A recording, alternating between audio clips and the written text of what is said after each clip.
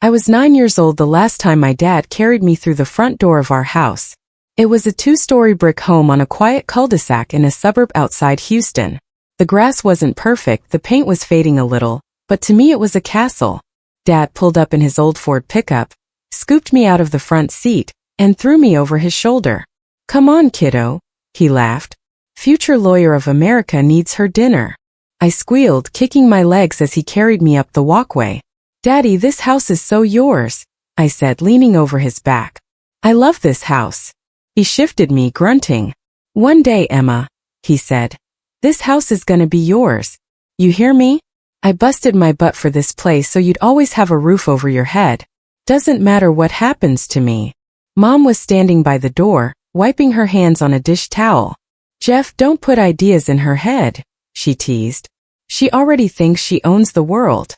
I remember looking up at him as he set me down just inside the door, the late summer light flooding the hallway. He looked tired, grease stains on his uniform from the auto shop where he worked, but his eyes were warm. He patted the door frame. "This house will always be home for you," he said. "You're my kid. That doesn't change." 2 months later he was gone. A drunk driver ran a red light on the freeway. My dad never made it back to the house he loved. Grief in America looks like casseroles on the porch and people saying, "If you need anything, just call," and then disappearing back into their own lives. The funeral happened. The flowers died. The credit card bills kept coming. Mom moved like a wind-up doll, packing lunches for me, going back to her job at the bank, sitting in front of the TV without really watching. But the house stayed the same. Dad's boots by the back door. His baseball cap hanging on the hook. His framed ASE certification on the hallway wall. He'd always been proud of that frame.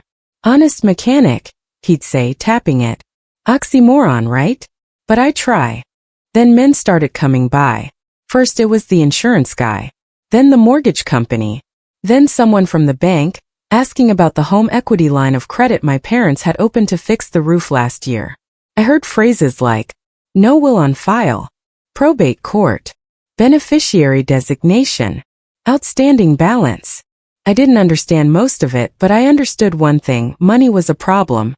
One night I heard Mom on the phone, sitting at the kitchen table after she thought I was asleep. "3 months behind," she whispered. "I'm trying, okay? I just lost my husband." She swallowed. "No, I don't have family who can help. It's just me and my daughter." I stood in the hallway, hugging myself, listening. After Dad, there was this parade of men. Guy from church. Guy from her job. Guy her friend set her up with. Some were decent. Some were jerks.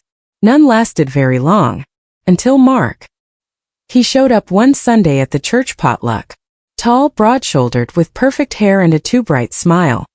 He worked in real estate, he said, which in our town could mean anything from licensed agent to shady house flipper. He was charming. He talked a lot. But what Mom seemed to like most was this sentence: "You shouldn't have to carry everything alone." He started coming over.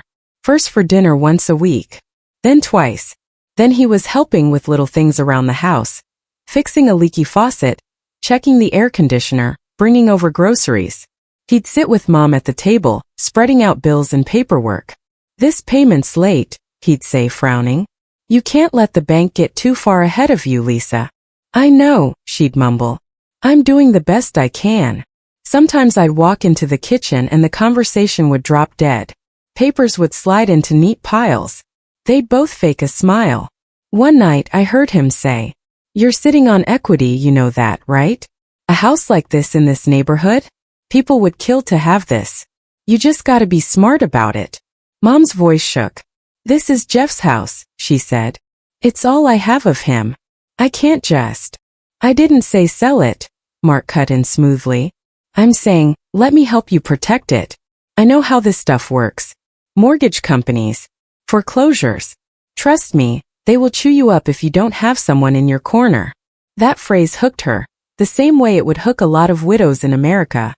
Someone in your corner. When I was 12, they got married at a small ceremony at church. White dress. Cheap cake. Everyone saying how happy they were for Mom. I stood in the second row in a navy dress, clutching the little silver locket Dad had given me when I turned 10. Inside was a tiny picture of our house. "Home is yours," he'd written on a note the day he gave it to me. No matter what. After the wedding, Mark moved into our house. My dad's house. He put his razors next to my dad's old shaving cream. He hung his suits next to my dad's work shirts.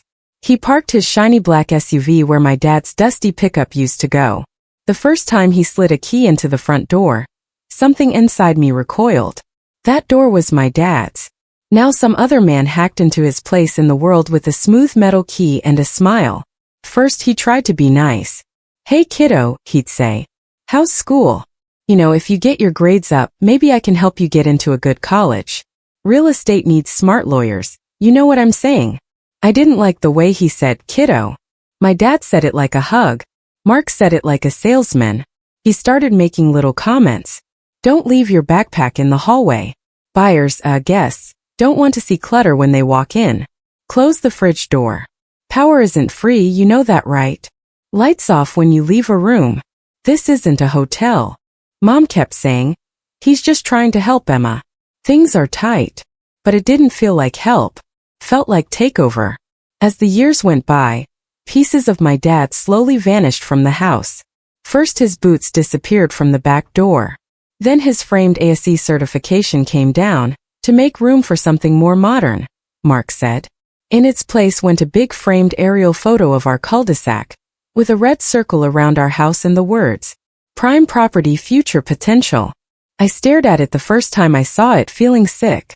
"This is weird," I told Mom. "Who frames their own house like it's a listing on Zillow?" "It's just a joke," she said, forcing a laugh that didn't quite make it. "You know how Mark is. Always thinking like a realtor." But it didn't feel like a joke to me. Felt like a sign. The worst part was the way he started talking about the house. To his friends. "Yeah, we've got this 4-bedroom in the suburbs. Great location. Great yard. My place has really appreciated." To people at church. "When I bought my place over on Oak Ridge Lane." Every time he said "my place," something inside me twisted. Once I corrected him. "He didn't buy it," I told Ms. Joanne from church. "My dad did. Mark just moved in." There was a split second of silence. Ms. Joanne shifted uncomfortably, glancing at Mom. "Emma," Mom said sharply. "That's enough." Mark laughed, but his eyes were cold. "Kids, right?" he said. "They get hung up on technicalities." Technicalities. That was his word for my father's entire life. By the time I was a senior in high school, I knew 2 things for sure. I wanted to be a lawyer. I wanted to understand every single word people had thrown at my mom after my dad died. Probate, deed, mortgage, equity, ownership. I busted my ass for grades. I worked part-time at a coffee shop. I applied for scholarships like my life depended on it because it kind of did. The night I got my acceptance letter from the University of Texas School of Law, Mom cried. Mark clapped me on the shoulder. "Look at you," he said. "We'll have an attorney in the family. That'll be handy when we start doing some real property deals." I repeated under my breath. "You know what I mean," he said. "Family business. I've been thinking maybe we pull some equity out of this place and invest in a rental downtown, something we can flip. Make money work for us." Mom looked torn. "I don't know, Mark," she said softly. "This house, it's all Emma has left of Jeff." "It's all we have left of Jeff," he corrected. "And Jeff would want us to be smart. That's what men do. They use what they have and grow it." I swallowed. "You pull equity out of this house and miss a payment," I said quietly. "You could lose it if something goes wrong." Mark smiled a little too wide. "Don't worry about it, kiddo," he said. "That's grown-up stuff." By the time I left for Austin, I hated that phrase. That's grown-up stuff. Usually it just meant stay out of it, while I make decisions that affect your entire life. In law school, I gravitated toward property law like a magnet. While other students were bored with estates and land transactions, I was wide awake. I learned how title works, how deeds work, how wills work, how, in the absence of a will, state intestacy laws determine who gets what. I learned the difference between joint tenancy and tenancy in common, between a deed of trust and a mortgage, between legal ownership and just acting like you own something. Every concept, every case, every hypothetical I measured against one question. What actually happened with my dad's house? My mom always swore. Your dad never made a will. He kept saying he would, but he didn't. Everything just went to probate. But something felt off. My dad wasn't perfect, but he was careful. He carried insurance. He had emergency savings. He kept a file cabinet with labels on every folder. It's hard to explain, but the more I learned, the more one thought nagged me. He wouldn't just leave everything a mess. One break between semesters, I came home and went hunting for that file cabinet. It was in the basement storage room now, tucked behind boxes of Mark's old real estate brochures. Looking for something? Mark's voice floated down the stairs. My heart jumped. Just old photos, I lied. Law school makes you nostalgic. He came down a few steps, leaning on the railing. You don't want to get all hung up on the past, he said. You're smart. Look forward. These old papers just make people bitter. He stared at the file cabinet for a second, then looked at me. You don't need any of that, he said. Trust me. Your mom and I took care of everything after your dad died. That's handled. Then he turned and went back upstairs. As soon as I heard his footsteps fade, I pulled open the cabinet and went through every folder. Tax returns, car titles, insurance policies. Nothing about the house beyond the original mortgage documents and the refinance paperwork. No will. No formal deed leaving the house to mom. No trust. I drove back to Austin with a sick feeling in my stomach. Something was missing. In my second year of law school, I took a clinic that paired students with low-income clients handling wills and simple estate plans. We had a supervising attorney, an older guy named McAllister who had practiced in town for decades. One afternoon after everyone else had left, I stayed behind. Can I ask you something personal? I said. He glanced up from his paperwork. Ask away. I took a breath. My dad died when I was 9, I said. Car accident. My mom always said he didn't have a will, but he was careful, organized. And I remember him meeting with some lawyer before he died. Some older guy with silver hair. They drank too much coffee, argued in our kitchen about life insurance. I think it was about estate planning. McAllister rubbed his jaw. What's your dad's name? He asked. Jeff Nolan, I said. He used to own Nolan's Auto Repair over on Westbrook. He stared at me for a second, then his eyes widened. I knew Jeff, he said. Great guy. Always undercharging my wife for brakes. I stared right back. You knew him? Yeah, he nodded slowly. He came to see me about a will and some deed stuff. We drew up some things, but I don't remember if he ever signed everything before. He trailed off. Before the drunk driver. Do you have old files? I asked, my voice suddenly tight. He sighed. I've got boxes in storage going back 20-30 years, he said. It'll take some digging, but... Yeah, I might. Could you look? I asked. Please. He studied my face. You think something's going on with the house, don't you? I think my mom's new husband likes to act like he owns it, I said carefully. And I think no one ever actually told me what Dad signed or didn't sign. I think maybe there's something I was meant to know that got buried. He nodded slowly. I'll check, he said. No promises. But I'll look. 2 weeks later, he called me into his office. On his desk was a dusty manila folder with my dad's name written on it in faded black ink. Jeffrey Nolan. My heart dropped into my stomach. I sat down. He opened the folder. Okay, he said. Here's what we've got. Your dad did sign a will. It's simple. He leaves all his personal property, bank accounts, cars, etc. to your mom. But the house. He pulled out another document. This is a separate instrument. A transfer on death deed.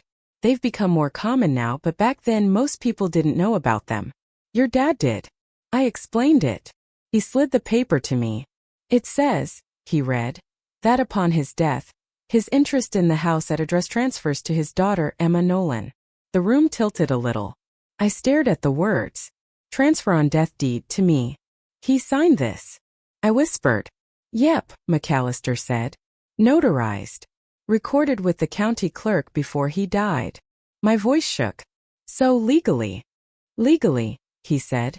When your dad died, his ownership interest in that house passed directly to you. Outside probate. No argument. No contest. Your mom had a homestead right to live there as surviving spouse and you as his minor child, but title? Title's yours. I swallowed hard. My mom never said anything, I managed. He looked pained. Emma, I'm guessing your mom never really understood the significance, he said. I explained it to your dad, and I remember he said, my wife will be fine as long as our daughter always has a place. I trust her to look out for her mom when I'm gone. He was particular about not putting everything solely in your mom's name. I blinked back tears. All these years. All the times I'd wondered if my dad had really meant his promise. He had. He'd literally signed it into law. Can I get certified copies? I asked quietly. Already ordered, he said, sliding another folder toward me. I also pulled the current chain of title from the county. From what I see, no deed has been filed since this one, outside of the refinance they did a year before he passed. There's no deed transferring title to your mom or to Mark. So, any bank or title company doing their job, I said slowly, would see that I own the house. Exactly, he said. If someone tried to sell it without your signature, that's a problem. A big one. Something icy and razor-sharp formed inside me. Thank you, I said, for not shredding old files. He gave me a sad little smile. Sometimes hoarding pays off, he said. I left that office with a folder under my arm and my father's protection in my hands. I wasn't just his kid anymore. I was his heir. I didn't tell my mom right away. I didn't tell anyone. I carried that deed around like a weapon I wasn't ready to unsheath. I graduated law school, passed the bar, got sworn in, got an associate position at a mid-sized firm in downtown Houston that did a ton of real estate work. Mom cried again. Mark said, see? Knew you'd be good for business. A few weeks after I passed the bar, I drove home for the weekend to celebrate with Mom. We had dinner, watched some old home videos, even laughed. For once, Mark kept his commentary low. On Sunday afternoon, I drove back to my apartment in the city. On Wednesday after work, I decided to swing by the house to drop off some framed certificates for Mom. It was a warm night, late summer, fireflies starting to blink in the yards. When I pulled up to the curb, something looked wrong.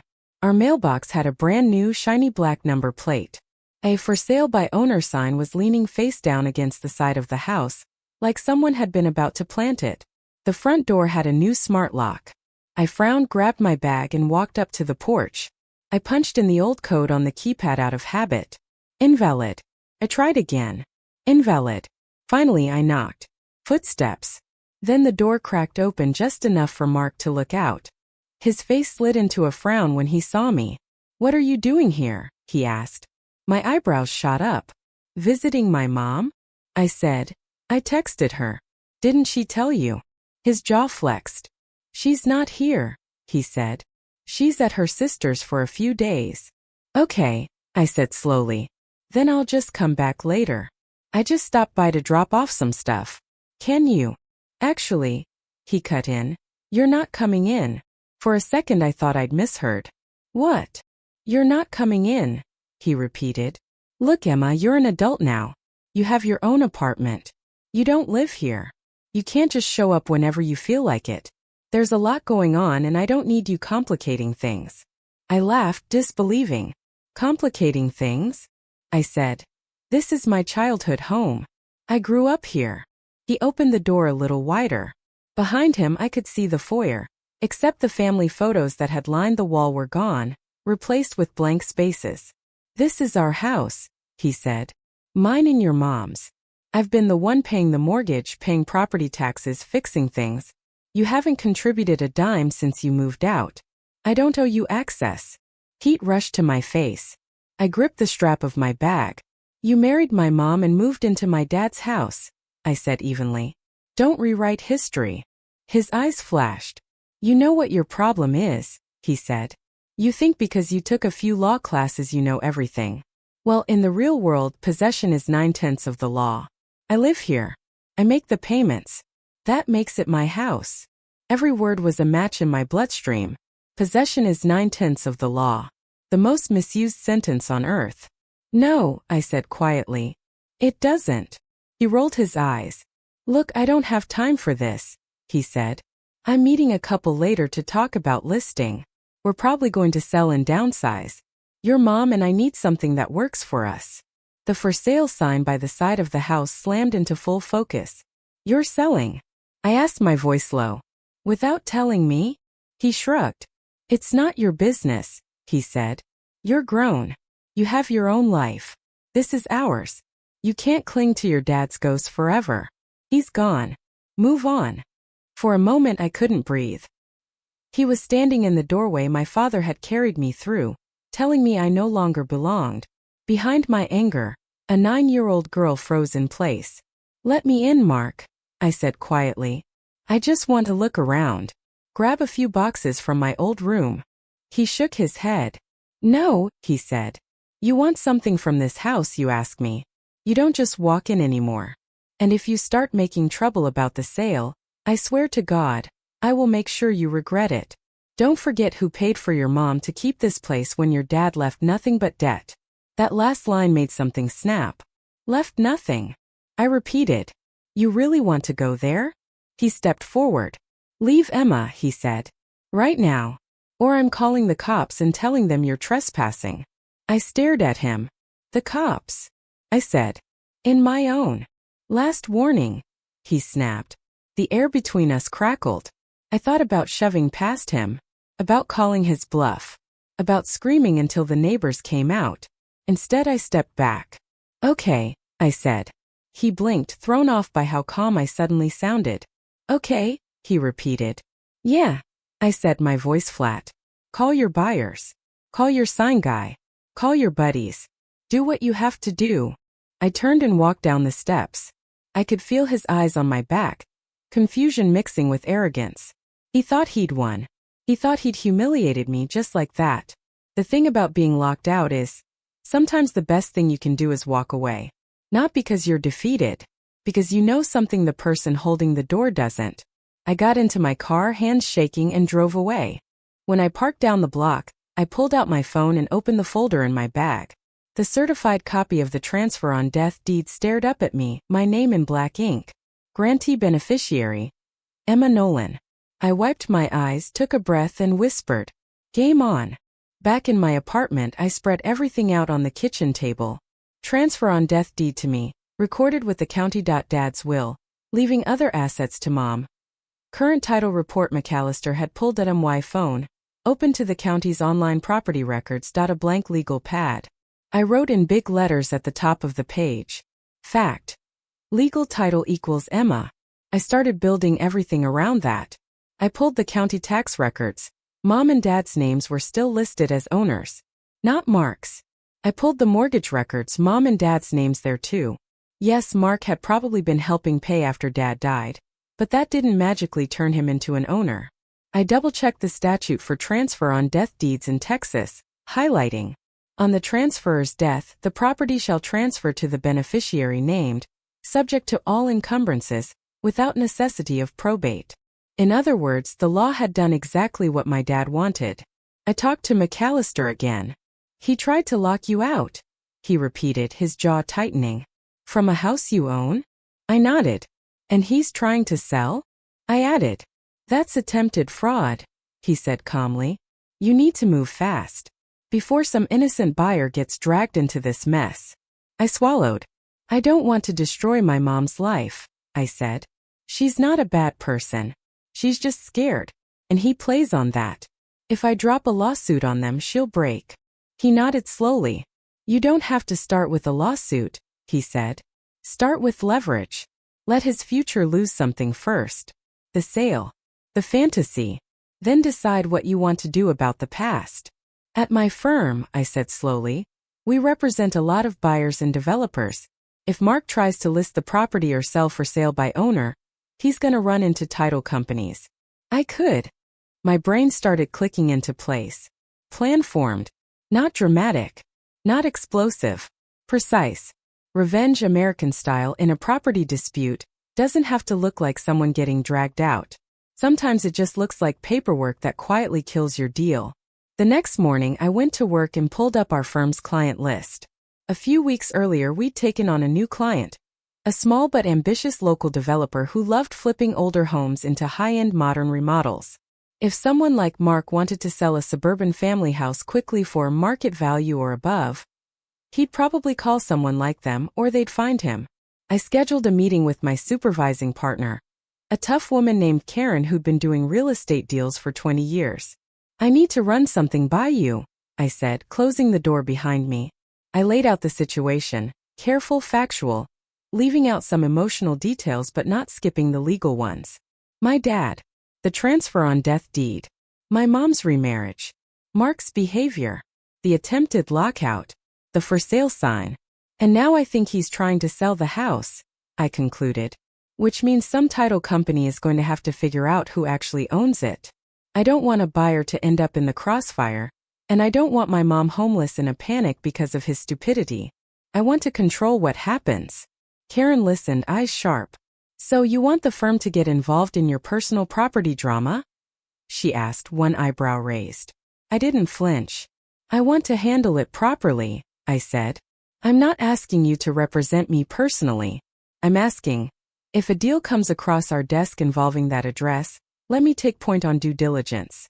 All I need is a chance to hand over the facts so a buyer walks away before they write a big check to the wrong person. She leaned back. You're sure about the deed? She asked. I slid it across her desk. She read it slowly, lips moving as she followed the words. Then she looked up. Your dad was smart, she said. This is airtight. He gave you the house and still let your mom live there. Classic. She drummed her fingers for a moment. I can't promise you that we will see the deal first, she said. But if we do, yeah, you're on it.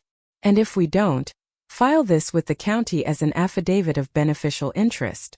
That way any title company doing a decent search will see there's another party they need to talk to, namely you. It wasn't the dramatic green light part of me expected.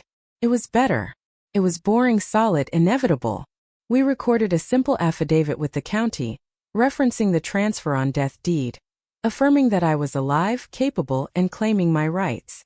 In other words, we put a big invisible stop sign in the title history. A week later, Karen forwarded me an email from our receptionist. Potential new client, interested in representation on a residential purchase in Oak Ridge Lane area. Says seller is a motivated owner looking to downsize quickly. The address was my house. Of course it was. We scheduled the client to come in. He was a 30-something guy in a Patagonia vest, with a laptop bag and the nervous enthusiasm of a first-time house flipper. He slid some papers across the table. This is a great opportunity, he said. Guy says he's willing to knock 15 grand off if we close fast. I just need to make sure title's clean and I'm not walking into some foreclosure nightmare. Karen nodded. We'll run a full search, she said. My associate, Emma, will handle the preliminary report. He smiled at me. Nice to meet you, he said. I smiled back, professional. Inside, my pulse thudded. When he left, Karen swung her chair toward me. You know what to do, she said. I did. I pulled the title history. I attached the transfer on death deed. I attached my affidavit. I wrote a memo. Preliminary title issues. Property address. Record owner per county records. Jeffrey Nolan, deceased, with transfer on death deed to Emma Nolan, client's attorney. No deed recorded transferring ownership to current occupant, seller, Mark Reynolds. Any purported sale by Mr. Reynolds absent deed of ownership or power of attorney from Ms. Nolan would be invalid and uninsurable. Recommend client not proceed with purchase unless and until legal owner is party to transaction. I printed one copy for Karen, saved one to our system, and waited. Later that afternoon, we sat back down with the buyer. Karen laid the memo in front of him. His face fell as he read. So you're telling me the guy living there doesn't own it? He asked. Legally, no, Karen said. He may have been making payments, but title's in the daughter's name. If you buy from him alone, you won't actually own the house. You'll just have paid someone who had no right to sell it. He swore under his breath. I knew the price was too good, he muttered. We explained options, talking to the real owner, me, which obviously we didn't advertise, walking away, etc. He didn't hesitate. I'm out, he said. I'm not touching that drama. Karen nodded. Smart move. As he left, she glanced at me. Want to make the call? She asked. I blinked. The call. To the seller, she said. We have to notify him the buyer is withdrawing. You might as well be the one to explain why. He needs to understand why this little hustle of his is dead. My fingers tightened around my pen. I pictured Mark standing in the doorway saying, "This is my house." "I'll make the call," I said. My hand didn't shake when I dialed his number. He answered on the second ring. "Hey, this is Mark," he said. "If you're calling about the Oak Ridge property, we're moving quick, so—" "Hi, Mark." I cut in. "It's Emma." There was a pause. "Oh," he said. Why are you calling from a law firm number?" "I work here," I said. "We represent the buyer who was interested in the house." Silence. Then carefully. "Oh yeah? Great. So when do we close?" I told him we could push for 30 days if. "He's not closing," I said. "He's withdrawing." "What?" he snapped. "Why?"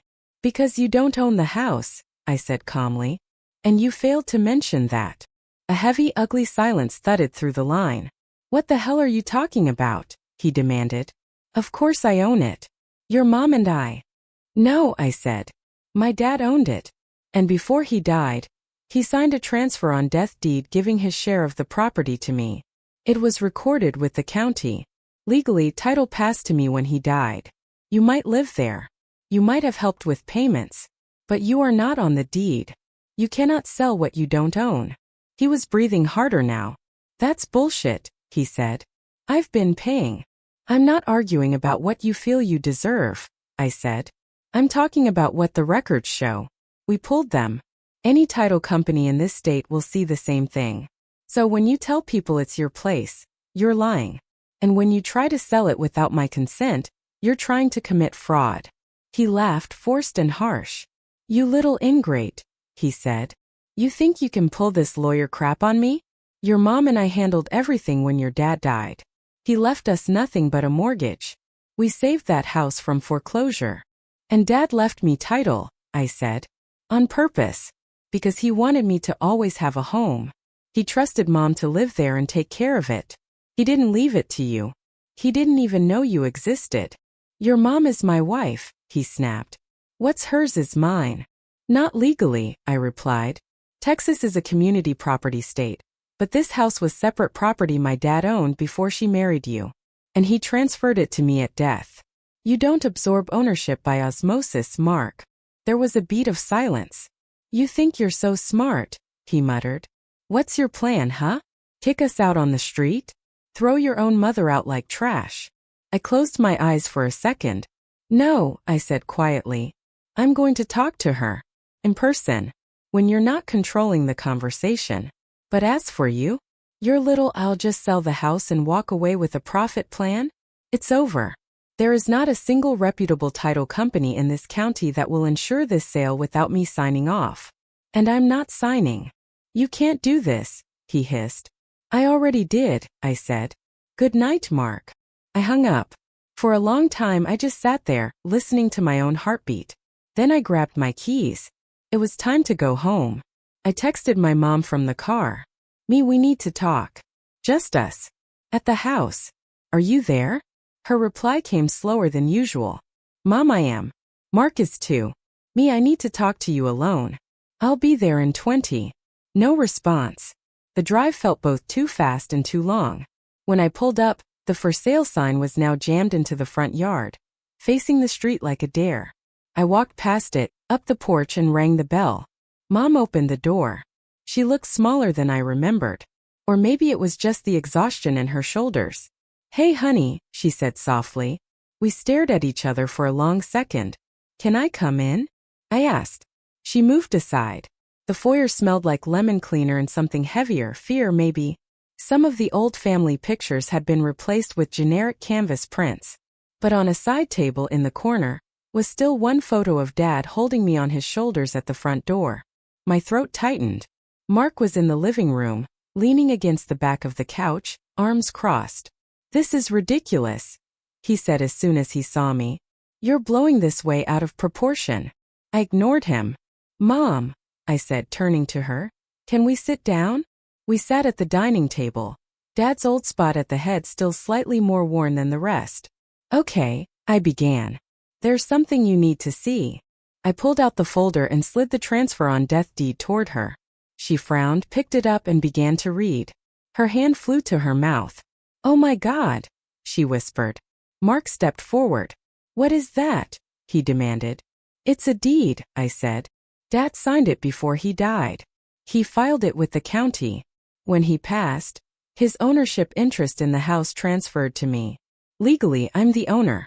You have homestead rights as surviving spouse, Mom, so no one can just throw you out. But title is mine." Tears flooded her eyes. "He never told me," she said brokenly. "He just said he had taken care of things. I thought I lost everything when he died." "You didn't lose everything," I said softly. "He made sure of that.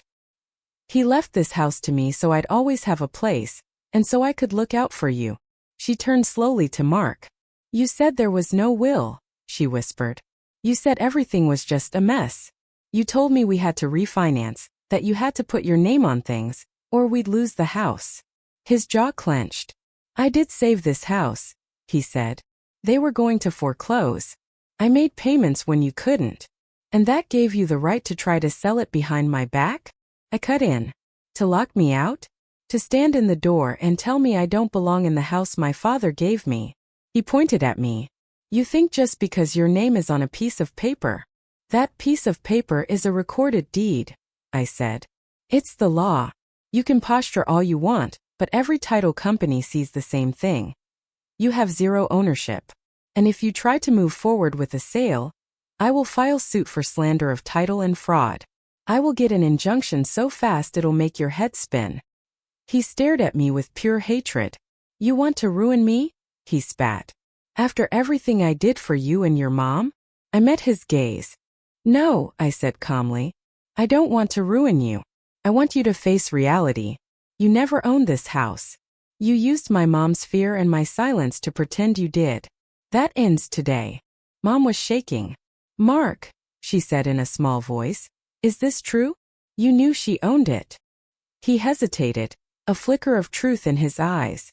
"I knew there was some old deed," he snapped. "Your lawyer mentioned it once when we were going through the refi paperwork. But you were a kid. What was I supposed to do, let a teenager control everything? I made the payments. I kept the roof over your heads. I had a right to something." "You had a right to discuss it," I said. "To be honest.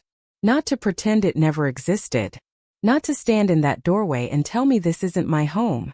Mom straightened slowly. For the first time in years, she looked at him not like her husband but like a stranger. "Get out," she whispered. He blinked. "What?" "Get out," she repeated louder. "You lied to me. You tried to sell my husband's house behind my back. You locked my child out. I don't even know who you are." "This is crazy," he laughed nervously. "Where am I supposed to go?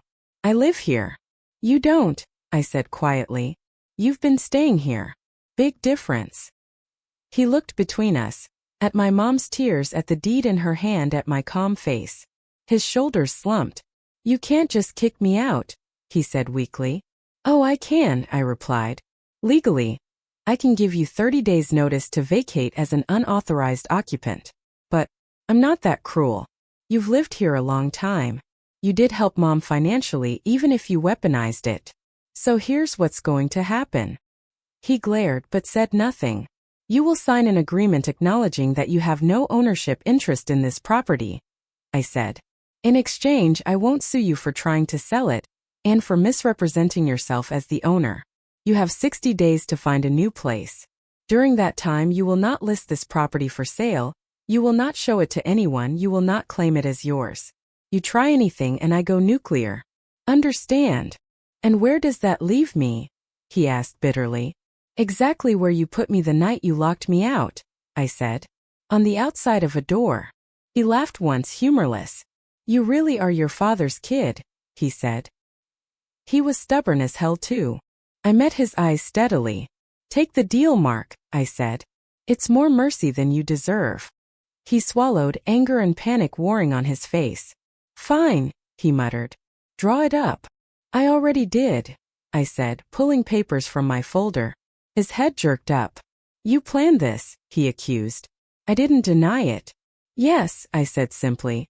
The day you told me I didn't belong here, I started planning. He signed. We notarized the agreement. He moved out 43 days later, after a lot of sulking, a few slammed doors, and one pathetic attempt to guilt-trip Mom into going with him. She didn't. The day his last box left the house, I came over with pizza. Mom and I sat on the living room floor, surrounded by half-emptied shelves and dust bunnies. I can't believe he's gone, she said quietly. Do you miss him? I asked. She thought about it. I miss not being alone, she said. I don't miss him yelling at you. I don't miss feeling like a guest in my own kitchen. I don't miss never knowing what's actually going on with my own home. She flipped the transfer on death deed over in her hands. Why didn't you tell me the second you found this? She asked softly. Because I was mad, I admitted. Not at you. At him. At the whole situation. I wanted to be sure I was right. I wanted to be strong enough to walk in here and not back down. And I knew once this came out everything would change for you. I wasn't sure if you were ready. She looked around the house. I'm ready now, she said. I stood up and walked into the dining room.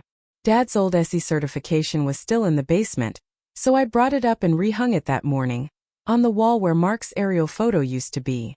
The house looked like itself again. I pulled out one of the chairs at the head of the table and sat down. Dad's seat.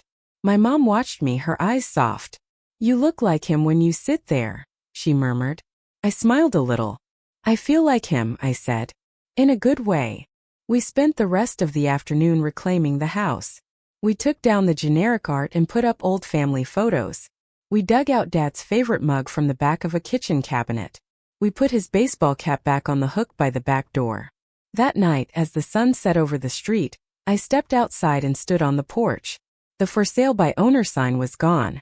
In its place, stuck into the ground by the front steps, was something new.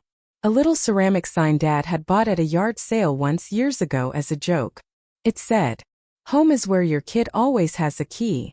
All this time Mark had tried to be the gatekeeper. But Dad had given me the key long ago. A man who loved to brag about his house being forced to acknowledge, in writing, that it was never his daughter would-be flipper losing a sweet off-market deal because the title didn't match the storied MY mom finally learning the truth and realizing she wasn't at his mercy. She had rights, too. Me walking through the front door whenever I wanted, no more knocking, no more begging. A quiet legal record in the county clerk's office saying, very simply and permanently, owner, Emma Nolan. Sometimes revenge is not about screaming. Sometimes it's about documentation. Sometimes it's about letting a person sit with the loss of the fantasy they built for themselves. Mark moved into a small apartment across town.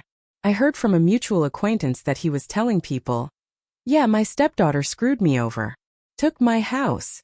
He's wrong, of course. I didn't take his house. I reclaimed mine. And the best part? He has to live the rest of his life knowing that the one thing he tried hardest to possess, the house, the narrative, the doorway, slipped right through his fingers because of a piece of paper my dad signed years before he even met us. Every time I park in the driveway now, I think of my father. I walk up the porch. I unlock the door with my own key. I step inside the house that almost became someone else's trophy. And in my head, I hear his voice. One day, this house is gonna be yours. It already was, Dad. You made sure of that. I just had to grow up enough to fight for it.